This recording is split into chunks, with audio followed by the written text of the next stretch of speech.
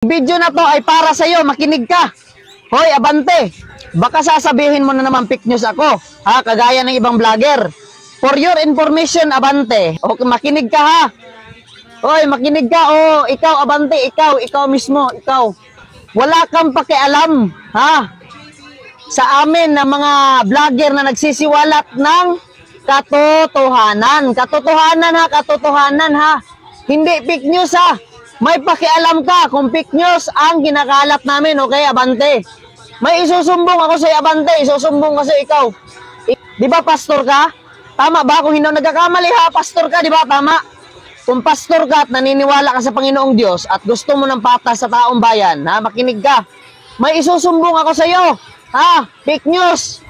Ang presidente natin, si BBM. Oo. Alam mo kung ano sabi niya? Nilustay daw ang pera nung mga panahon ni Tatay Digong sa pandemya. Pinabayaan daw ha yung mga kababayan daw natin dito sa Pilipinas nung mga panahon na yon na mamatay. Oh, isusumbong ko siya. I challenge you, abante. Ha? Ipatawag mo sa hearing diyan si BBM, be. Ipatawag mo, be, I challenge you kung tunay at patas ka.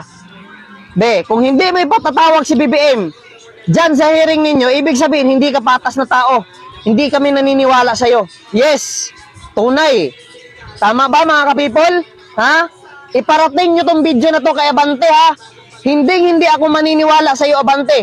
Hanggat hindi mo pinapatawag si BBM sa sinasabi niya na nilustay daw ni Tatay Digong yung pera ng mga panahon ng pandemya. Pinabayaan yung mga kababayan natin na mamatay ng mga panahon na yon. Ha?